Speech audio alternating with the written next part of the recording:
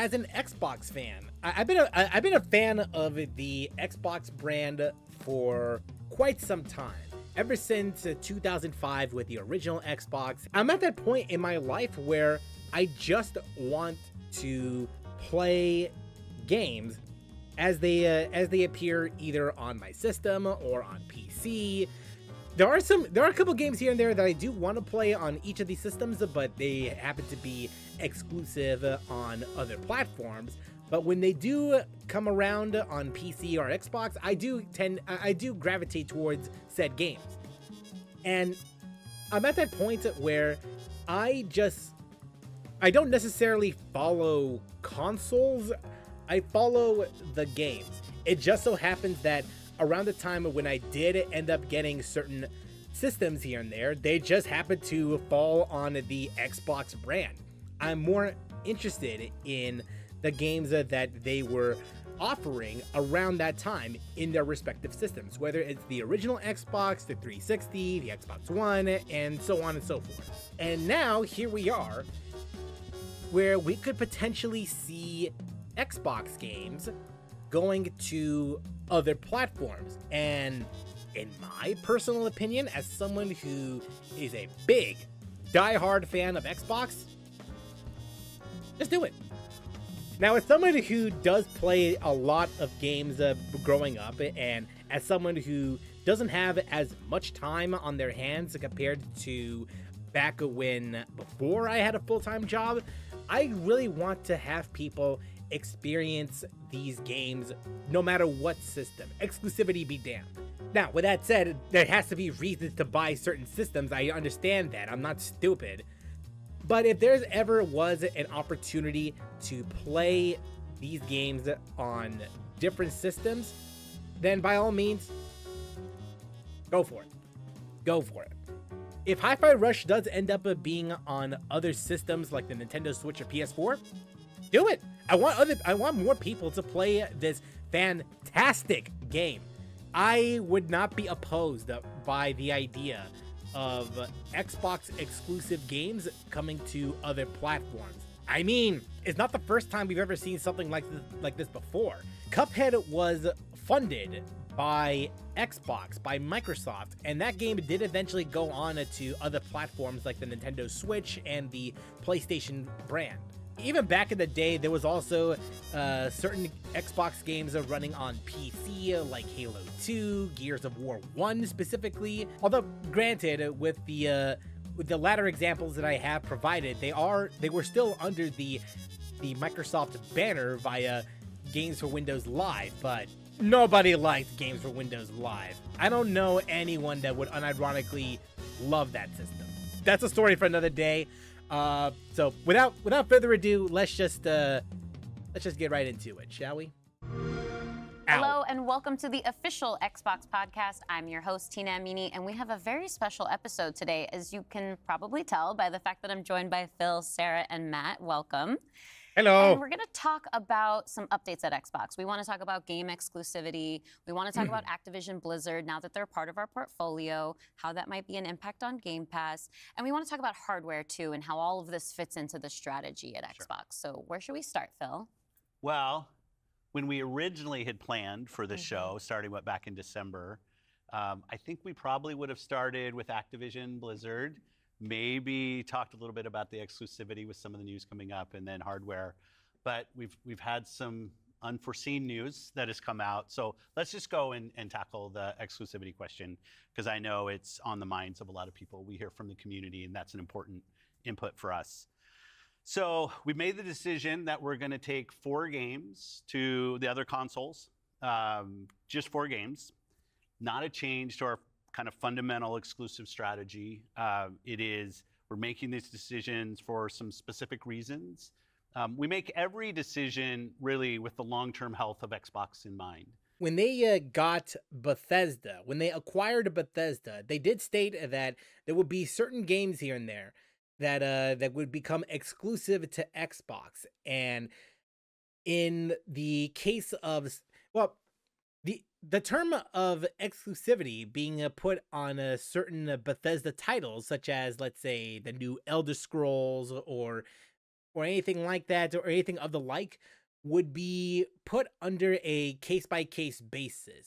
From what I understood at the time, they were going to make judgment calls on whether or not certain games should be exclusive to the Microsoft ecosystem or be put into other titles. So let's say, for example, Starfield would become an exclusive for the Xbox platform, but let's say because it is what they funded and all that. When the Elder Scrolls 6 does come out, and there could also be a potential that that game could see a multi-platform release instead of a exclusivity deal.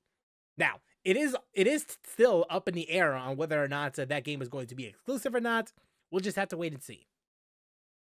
And long-term health of Xbox means a growing platform, our games performing, building the best platform for creators, reaching as many players as we can. We're always looking to learn as a leadership team and to grow. And we think this is an interesting point in time for us to use what some of the other platforms have right now to help grow our franchises. So we're going to do that. So these 4 titles, what are they? Can you say? Yes, what are they? I'm not going to name those games. The teams that are building those games have announced plans that are not too far away.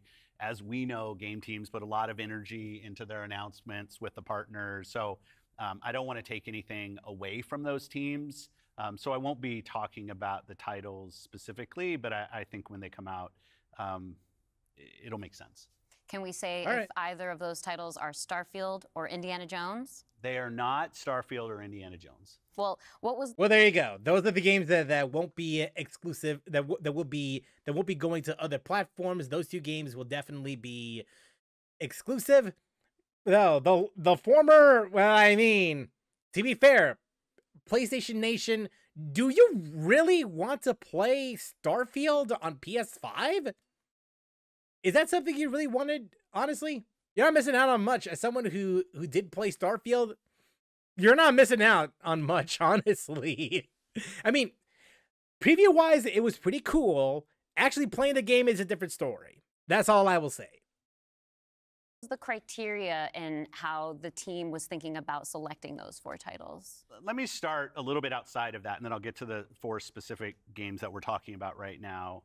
Because the fundamental decision driver for any decision that we make, anything we're going to talk about today, is the long-term health of Xbox. That we're running a growing platform that is reaching more players, that our games are having as much success as possible. And I do have a fundamental belief that over the next 5 or 10 years, exclusive games that are exclusive to one piece of hardware, are going to be a smaller and smaller part of the game industry. And that's not some great insight, because if you look at the last 10 years and what the biggest games are today, it's a natural place. Whether it's one console and PC, multiple consoles, mobile console and PC, you see big games landing on multiple platforms. In a way, he is not wrong, because when you consider what the biggest games are, and well, I guess I can't really say not a lot of them aren't necessarily exclusive. What I think what they mean by that is exclusivity in the sense that you can only play this on this particular platform. You can only play this on a PlayStation and nothing else. There is no PC version that exists. And if you really think about it, it is going to be a natural progression on what we would see from these gaming companies, not just from Xbox, but very likely also PlayStation as well. Nintendo, I don't know if I would see Nintendo do something like that, have their games be on multiple platforms, like let's say on PC. But we have seen Nintendo experiment with a bunch of their properties, put them on mobile gaming, on mobile phones. In comparison to what Microsoft and Sony are doing with their games going on console and PC, or have some level of parity, or have some limited time exclusive on one console and into the PC platform later on in the future, Nintendo is not necessarily porting their existing games onto PC or mobile, but they are simply making new experiences, new games onto mobile platforms. So there's the reason why there's not a Mario Kart 8 on iPhone, but rather a new game entirely made specifically for iPhone. I don't think it's far-fetched to say that it's likely that Nintendo is only going to focus on the mobile market instead of porting their current existing games onto PC. Will that reality happen? I don't think so. No, I really doubt it. I would see Sony experiment with making their games available on other platforms compared to Nintendo doing that. I think I'd see that first than the latter. I do understand where they're coming from. The fact that they have these games, and instead of having them being constrained to a certain ecosystem, a specific ecosystem, wouldn't it make sense to port those experiences onto other platforms? Not just the Xbox ecosystem, but within PlayStation, within Nintendo's line of systems. And we want to be a great platform for creators that are trying to realize that potential. But now back to the specifics of the question on these four specific titles. We looked at games that are over a year old, so they've been on Xbox and PC for a while. A couple of the games are community-driven games, new games that kind of first iterations of a franchise that have reached their full potential, I'd say, on Xbox and PC. So basically, you're not going to see anything related to Sunset Overdrive, but perhaps Hi-Fi Rush instead, considering that it's about a year old. So it's safe to say that Hi-Fi Rush might be on the list itself. So I wouldn't be mad. Definitely wouldn't be mad. It's always growth. Franchises that we obviously want to continue to invest in. Part of having the ability to continue to invest is that the businesses behind those franchises continue. We think it's important that these service-based games that have communities behind them, that they can have confidence that they're going to exist in the future. So two of them, kind of community-driven games that will end up on other platforms and give us the ability to continue to invest. Imagine Age of Empires on PlayStation. For players to play with. I'd say two of the other games are smaller games that were never really meant to be built as kind of platform exclusives and all the fanfare that goes around that, but games that our teams really wanted to go build, that we love supporting creative endeavors across our studios regardless of size. And as they've realized their full potential on Xbox and PC, we see an opportunity to utilize the other platforms as a place to just drive more business value out of those games, allowing us to invest in maybe future iterations of those, so sequels to those, or just other games like that in our portfolio. And when we don't damage Xbox and we can grow our business using what other platforms have and to help us with that, we're going to do that. And that's really the story behind these four games. And last thing I'll say, looking forward, I think there is an interesting story for us of introducing Xbox franchises to players on other platforms to get them more interested in Xbox. We think there's a good brand value for Xbox there. So 4 games, no promise beyond that. So if you're on those other platforms and you see these 4 games coming, please don't take it as some signal that everything's coming. It's not. And we're going to learn. Just because we're going and we're going to go and take these games, these specific games to other platforms, that doesn't mean that a lot of that moving forward, all games that will exist at some point between now and in the future, however long the Xbox brand will live for, don't expect them to appear on other platforms. It's just going to be a case-by-case basis, as what Phil Spencer said sometime in the past. Don't expect a game like, let's say, off the top of my head, Fable, to ever come out on other platforms in the same way that these 4 games will be made available as well. It's just going to be a case-by-case basis. How they deem it to be, that's on them. Future and this concept of live service games that can benefit from bigger audiences, new audiences. How does that apply to future titles and how you're applying that criteria there?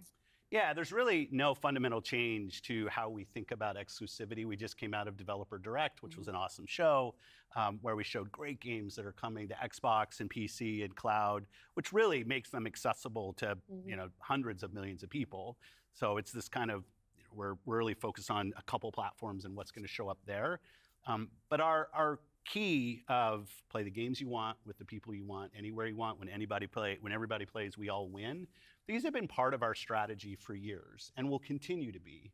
Our focus is on how do we continue to grow the games industry by reaching more players in more places, and how do we grow Xbox as part of that. Xbox is a hardware platform, Xbox is a publisher of great games, and Xbox as a platform for the world's best creators. And then knowing that, how do we think about our first-party games and Game Pass?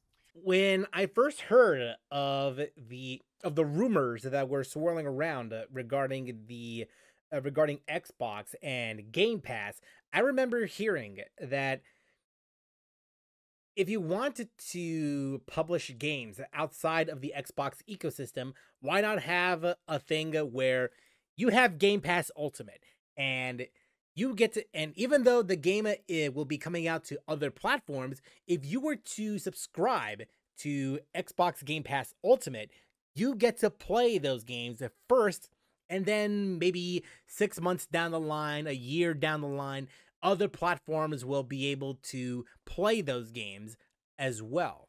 It's just that when you subscribe to Xbox Ultimate, you get priority access to those games either on your Xbox system, on PC, on mobile devices, through cloud streaming.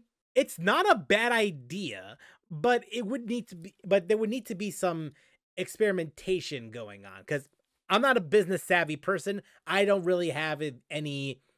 necessarily have a horse to bet on regarding all of that. I'm just a consumer.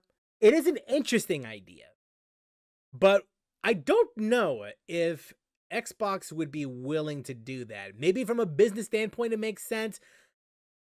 From a consumer standpoint, probably not. It's just that we've sort of seen this inversion over the last 5 years, where it used to be that the platform was the biggest thing. That's right. And the games would sort of tuck in within the platform. Today, big games like a Roblox or a Fortnite could actually be bigger than any one platform. Yeah, and that really has changed the way that we think about things. Yes, exclusive games sell, but none could sell better than Fortnite, than Roblox, than Genshin Impact, than Palworld. There's these games that come out that really light the world on fire in some way, in some way or another, in some form.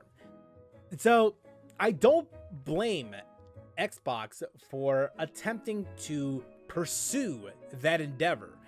I just don't know if they really have the developers that would make something like that. Palworld, even though yes, the game has been in development for at least a couple years or so, it wasn't until the game came out and it exploded in popularity. Same thing with Genshin. Although one could make the argument that one of the only reasons why Genshin became as popular as it was is because it came out around the time when COVID hit, and with everyone home, what is there to do? Well, there just so happens that this anime action RPG game is out. Go have fun. Go have fun in the open world and all that. And in the case of Fortnite, I mean, what is there to say about Fortnite? Come on now. Compared to the likes of Genshin and Palworld, I don't know if I've ever seen anyone that doesn't know what Fortnite is. It's that big. I think we at First Party can come back to sort of some core principles. First, that all of our games will be on the Xbox platform. Second, all of our games will go into Game Pass on day one. And third, we know that Game Pass will only be available on Xbox. So there's sort of starting points for us. As Phil mentioned, there are games today that you can play that only can be found on Xbox. And at the same time, we want to bring more of our games to more players. So we're going to continue to look at that. Kind of moving aside, though, from some of those and thinking more about what does it really mean for the player, to me, the two key things are cross-play and cross-save. Those things allow us to deliver on the promise of Xbox, which is play with your friends where they are, play on the devices you want, play the games you want. So that is really only possible at a practical level when you know that your saves and your player are going to be able to move across all those parts. It is an initiative that Xbox has gone for ever since 2016, when they announced that when they announced that Xbox Play Anywhere initiative, where a lot of the games that will release from then on until from then until I guess until a certain point in time, all Xbox games will cross over from Xbox or PCs. Let's say, for example, you're playing Gears of War, you're playing something like Forza Horizon, or any of the recent Forza Horizon games. If you play on Xbox One or Xbox Series X, you get and let's say, for example, you want to play on your computer or on your mobile device, you can do that, just so long as you are signed in to your just so long as you're signed into your account, just so long as you have all of your information, you're able to carry on with your progress on the go or on a different device. That is a cool way of playing through a lot of games. So I could basically just if I'm like out and about doing my thing and all that, and I'm bored, I could just pull up my phone and just play, let's say, Killer Instinct on my mobile device. And then once I'm done with a lot of what I want to do, my progress can carry over once I get back home. It's a cool idea.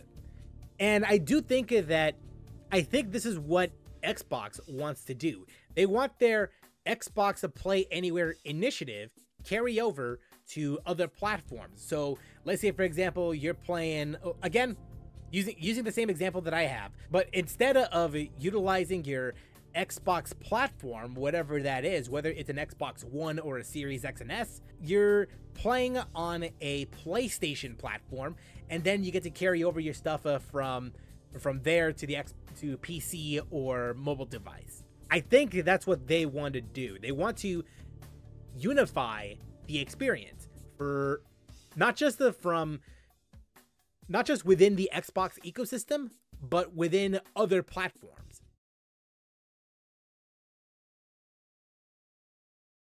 Exclusivity is such like a tired old business thing, because what is the reason behind exclusivity? It's to push hardware. Why do you want to push hardware? So that you'll actually make money on selling hardware, and it works. But the thought process behind it is that we need to drive consoles because we're making sweet buck on consoles. The issue with that entire business decision is that unless you're Nintendo, almost all hardware, you're not making much money, dude. Like, now you're trying to sell like an online ecosystem. Now, like, the whole point is that, oh, on Xbox you have a Game Pass, on PlayStation you have PlayStation Plus, on a Nintendo, even on Nintendo you have your own like service tied to this shit that's like a Netflix or a Disney Plus. Nintendo is the exemption because their hardware's dated as fuck. Their shit is obviously cheap and they're making money on their hardware, you know, most of the time. Or for a very short period of time, they're not making money. So exclusivity wise, it's kind of weird that it has stuck around for so long. And like they're saying, the industry has changed so much that they're essentially trying to build their own like Fortnite / Roblox sort of like ecosystem, their entire platform, which is exactly what Game Pass is. They're taking the approach of like more consumer friendly, when obviously Sony's winning the console wars like crazy. Yeah, absolutely. I mean, that's one of the things, like you said, all of our games are always in Game Pass. And so I'm excited to announce, you know, with the coming together that we had with Activision Blizzard King, that Activision and Blizzard games are coming to Game Pass, starting with Diablo 4 on March 28th, which I'm super, super excited to share today. And I'm still not going to play it. Commitment. I'm still not going to play Diablo 4 on Game Pass. I don't care about that. I heard about the game. I'm not going to play it. You can't even pay me $1 million just to play Diablo 4. There's just no way. It's appreciated, but no thank you. Xbox, the Xbox experience, and the games that we build is widely available as possible. So now the 34 million Game Pass members can all enjoy the fantastic experience of Diablo 4. Amazing. Can we come back to the point, Phil, you mentioned at the top, this isn't really a change in strategy for us. Can you recap for me how it isn't? Yeah, and I thought both Matt and Sarah did a really nice job of talking about what we're doing on Xbox, where we're going. You know, if you take a platform feature like Xbox Play Anywhere, which has been a promise that we've made on our first-party games, that you can buy our game once, you're going to get play across Xbox and Windows. Yep. I think we're the only platform that does this. They were technically not the first ones that would come up with that. If I remember correctly, both Nintendo and PlayStation specifically, had a thing going on with PlayStation 3 and PlayStation Vita titles where if you bought a PS3 game on, well, PS3, you also get the Vita version of said game as well. But considering that the Vita is no more, I mean, I mean, friends wherever they are, but to know that you actually have multiple entitlements to the games, I think that's a technology I would love to see applied to more platforms. But it is this view that people are going to play Xbox in multiple places, whether it's play the games you want with the people you want, anywhere you want, whether it's content, community, and cloud, whether it's when everybody plays, we all win. Like, we've had different taglines, different strategy, kind of words that we've used, but always with this view that Xbox is a platform for creators who want to reach the most players. Our investments in xCloud, our investments in franchises like Minecraft and now Call of Duty and other large franchises so that we learn how to build those. This has been a strategy that we've been on for, I'd say, a decade. It's not about one device. It's not about games in service of a device, but rather the devices that people want to play on should be in service of making the games as big and popular as they possibly could be. Because really, a healthy creator community on Xbox, a healthy creator community in gaming all up, is the thing that all of us as game players should be voting for, because that's the thing that will lead to the best long-term success and growth in this industry. And my understanding, just from listening and learning from you three over the past few weeks, just understanding what's happening with Xbox, is that we see trends with player behavior where people are playing on multiple devices. That is the reality. And we have put some games out on multiple platforms before. So my understanding is that that's been good for players. How does that come back to the business with all of that in mind?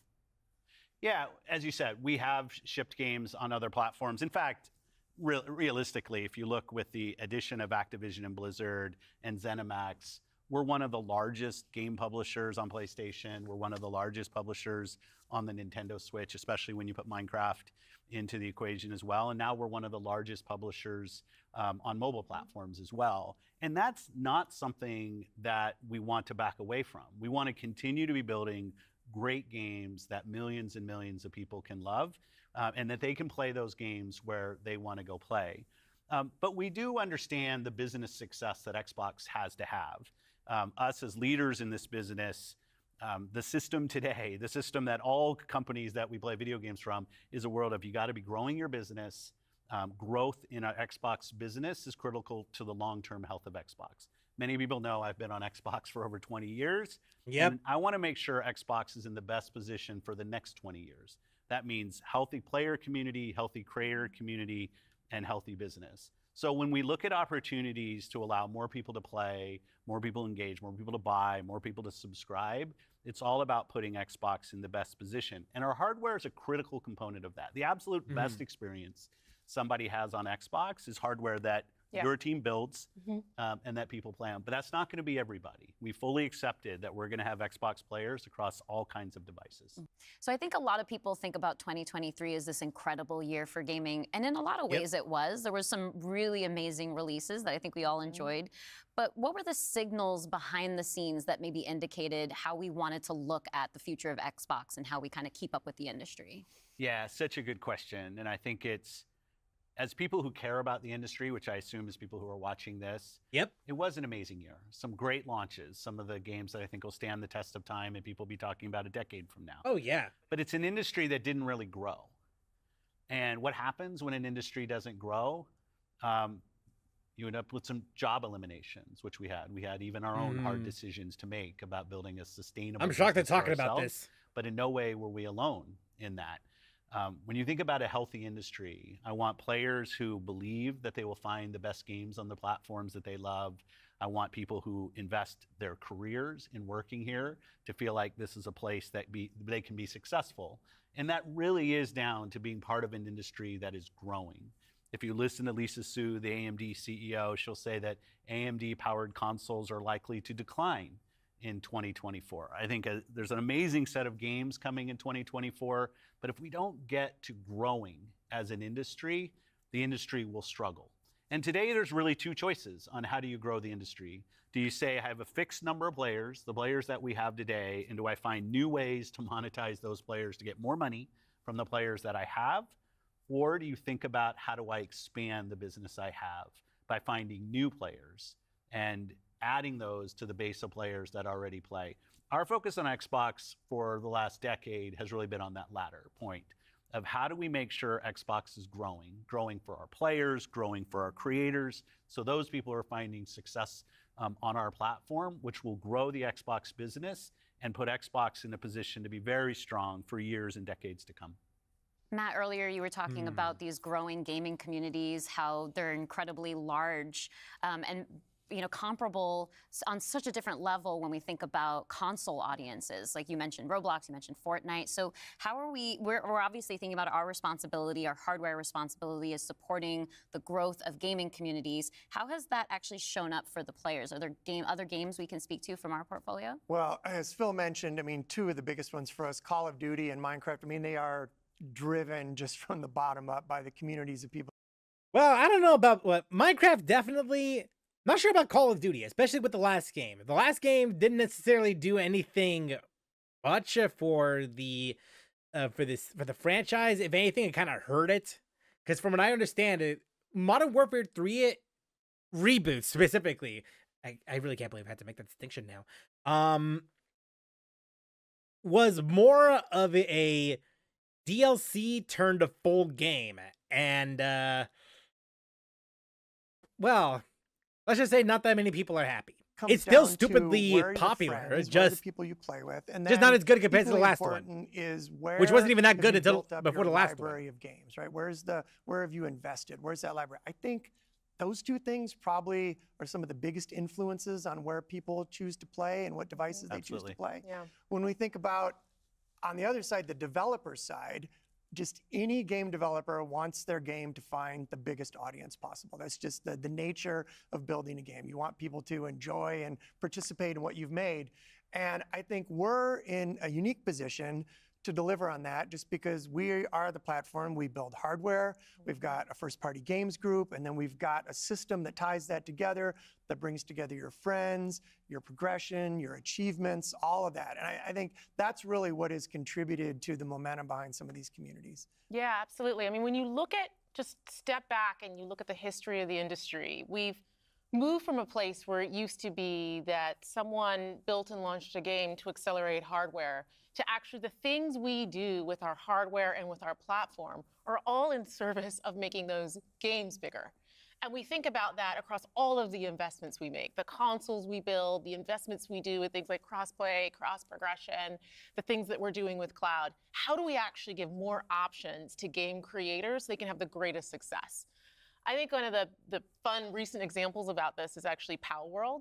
You know, Power World was able to launch, they were a game preview, they launched in Game Pass, they also simultaneously launched in Steam. And through the combination of those things, you know, Pocket Pair was able to have this outsized success, and it was the largest third-party Game Pass launch ever. A lot of it is very circumstantial, but I do get why it's as popular as it is compared to even the recent most Pokemon game. I would ask if there's going to be any form of player retention in about the next week, the next month, next several months or so. But honestly, after looking at what the developer has to say regarding all of that, which, by the way, it's a very good read. Whenever you do have the time, please, I implore you to check it out. I don't really think they care all that much on whether or not the game has some level of player retention. What they care about is, just to paraphrase the said developer note, that they want people to take a break from their game. In fact, they encourage it. They encourage the fact that if you don't want to play the game any further, then don't go ahead. You can just stop right there. In fact, if you want to, you can just drop what you're playing, drop Pal World for at least a few weeks or so, and then check out all the other games, all the other awesome games that came out either a few months back or recently. If there's a game that caught your eye within that time frame, then you can go and play that. In the meantime, we'll go and make some more awesome content in the form of quality of life patches and new pals, new quests, and new worlds, stuff like that. And it's something that I really admire for a developer. It's a refreshing take compared to what we would usually see in the gaming landscape, where developers would put up on a pedestal player retention, business growth over creative freedom, over fun, so to speak. And that's all because we give creators options on how they can launch their games. We've got subscription, we've got retail, we've got free-to-play, we've got game preview, we have the consoles, we have our experience on PC, and they can access all of those things. I can only imagine it in a business table in a business meeting, where they're meeting up with some of the Xbox executives, and they were asked, okay, so we got a lot of these options on how you want to play, how do you want your game to launch. You want it to be on consoles, on our subscription service, on PC. What do you want to do? And they just sat there, just saying, sure. And when we step back and we just look at the performance of our platform all up, we know it's working. We're at the highest level of users on console, the highest level of users on PC, the highest level of users on cloud ever. We have double-digit growth rate on PC and cloud, places where we're enabling creators to actually reach new players beyond the console ecosystem. And that's why we're leaning into it and doing more, because we see all those signals. So we're talking about the role that hardware plays for creators, for the games and those communities. What about the role that hardware plays for us as a business, for Xbox? When we look at our hardware, it really is, and Phil said this earlier, it's where you get like the most flagship seminal experience of Xbox. And it also represents a developer target. Our developers can build the specs of our hardware, and we invest to make sure they know when they do that the games are going to run great on our hardware, but they're also going to be able to be accessed across any screen because of all the other investments we make. So we're giving them an easy way to access as many players as possible. And we actually have more creators right now building for Xbox than ever before by nature, thousands of them by nature of those investments. And we got more to come. There's some exciting stuff coming out in hardware that we're going to share this holiday. And we're also invested in the next generation roadmap. And wait, what? Did I just hear that correctly? I need to process that like slowly, because I think I just blacked out. Did they just say next gen roadmap and news about hardware releases this holiday? And we got more to come. There's some exciting stuff coming out in hardware that we're going to share this holiday. And we're also invested in the next generation roadmap. And okay, there's definitely something to be interested in then. Because I'm thinking to myself, is it really going to be that long until we see the next generation? Next gen hardware? But then again, there's that leaked documents regarding what the next systems would entail, so it might be related to that. Having an Xbox without a disk drive, or perhaps a potential for said disk drive to be optional, and then next gen hardware, unless they're using that interchangeably with what they just said earlier. Definitely gonna keep my eye on this one. what we're really focused on there is delivering the largest technical leap you will have ever seen in a hardware generation, which makes it better for players and better for creators and the visions that they're building. And then when we're talking about hardware too, there's these other considerations that are really important to our community, probably to each one of ourselves as well. When you talk about library, because I want to dig in on that a little bit more. You know, as we talk about cloud in the wider entertainment industry, there's conversations about streaming. How is that impacting how I own my content that I've invested in? So what can we say about our stance around game preservation? Yeah, you know, one of the highlights for me of being in this position was getting to stand on stage when we announced back compat coming to Xbox. When I was watching this particular E3, I was there when they announced the Xbox 360 games on Xbox One. That was the reason, the biggest reason for me to upgrade from my 360 to Xbox One. I was waiting for something like this to happen. And since then, I just switched. I just kept on going with Xbox. There was actually a reality. There was an alternate timeline where I could have just gone with a PlayStation 4 instead of an Xbox One. Had it not been for this, I probably would have switched over to PlayStation 4. But yeah, it's crazy that something like this was happening, and the fact that this program went on for as long as it did, I think up until 2021 or so, with still with the new 360 games at the time. It was nice to see. It was great that I was able to play through Final Fantasy 13 on that system. It was great to see. It was great playing Max Payne 3 on it. So once it did come out eventually, so I was happy. I was definitely happy that those games were still a lot of the how do you call it, the legacy library was still being updated at that time. Now, with that said, since then that program has already ended, but I really wish that they continued with making more games available on said system. I really wanted to play games like Anarchy Reigns, Blur, Crazy Taxi 3, Blinks 2, Masters of Time and Space on Xbox One / Series X and S, but due to licensing and all that, and likely programming, I think there's a really good reason why they stopped doing that. I would have loved seeing more. I guess I should just be happy with what I got. Was fantastic. This was great. This was great. Before I could read it, I'm a slow reader, and just feeling the energy in the auditorium as we were saying that and online. You know, one of the cues I think us as being part of Microsoft take is looking at Windows and how Windows over decades has maintained software compatibility with things that are built on it. Like, I can still go back and play some of the games that I love playing on Windows from decades ago, and it will still run. And we try to bring that same view to consoles. It's harder in console because the line between what the hardware is and what the game is in consoles is traditionally, it's tighter. At the time when said backward compatibility program was still new, there was a bit of hope that original Xbox games would be playable on Xbox One and beyond. But at the time, people were saying that it was not necessarily possible to do. I mean, it is possible. It's just very difficult to do.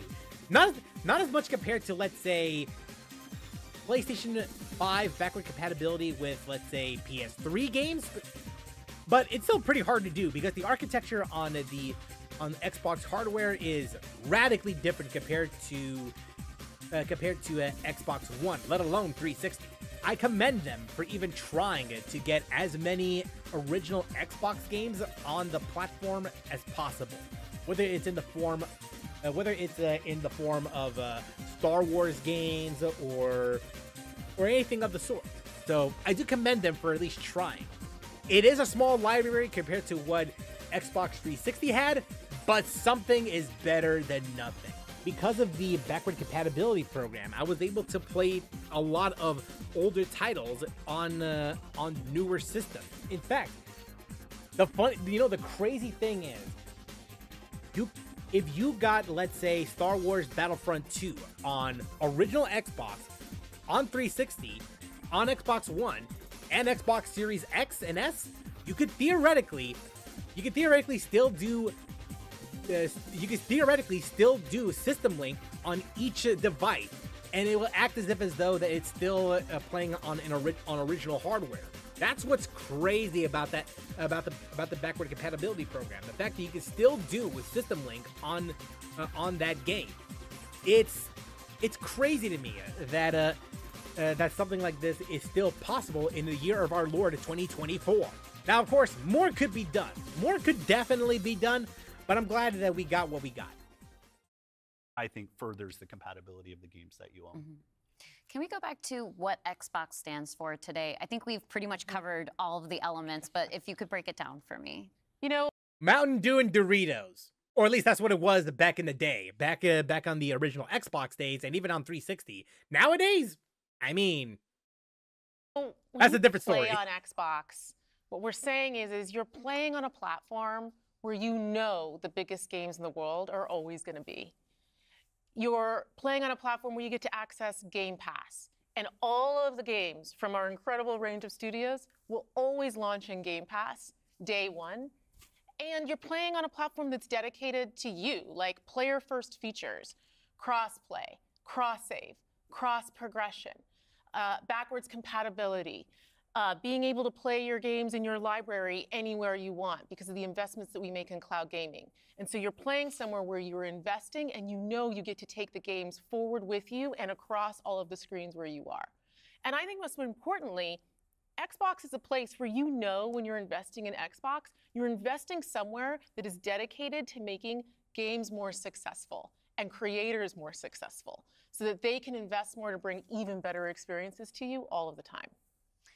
Yeah, just that investment in the studios is so, and we feel that as part of first party with the platform proximity. You know, it's kind of amazing now to look out across all the studios that we've got and just be reminded that we're now one of the biggest development organizations in the industry.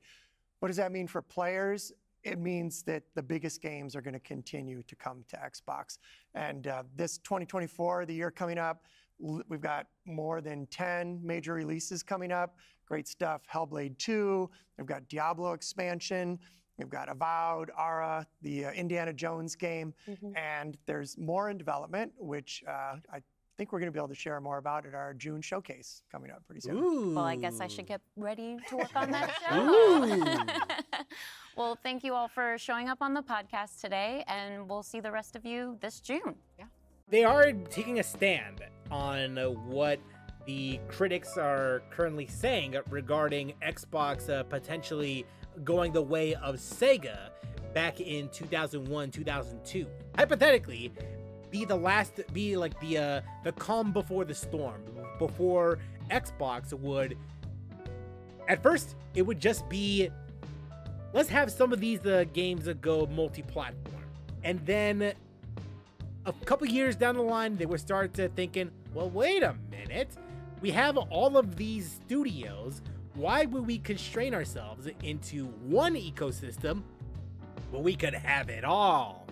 And then to just move on forward with publishing those games onto other platforms, and then just go out of the hardware business and into the software business, which, if you really think about it, it wouldn't be that far-fetched. Microsoft is known as a successful, not necessarily good, mind you, but a successful software company.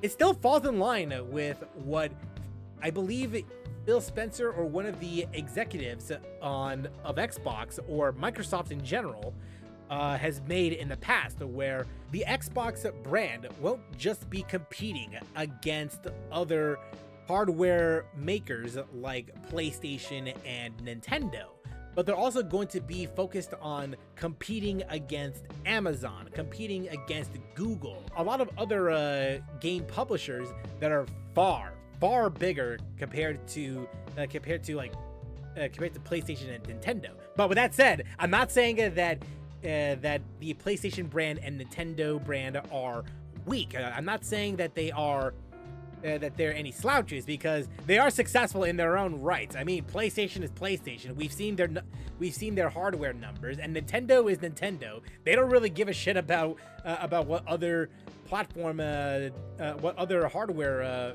manufacturers are doing, what other big name publishers are doing. They're just off doing their own thing, for better or worse. But I think it's more to do with the fact that they need to get that Xbox as a whole needs to get their name out there and try to compete not just with hardware manufacturers, but with other bigger companies, with other potential candidates to be like the aforementioned publishers that I mentioned earlier. The only thing I do care about is the fact that all the games that I have on hand, whether it's in a physical or digital format, they will still carry on with other systems. Not just with other systems, but within other platforms like on PC. And theoretically speaking, if I were to play, if I were to switch it to PS5 or to a different platform like the next gen PlayStation or a brand new Nintendo device, all of the stuff that I have done will carry over to another platform.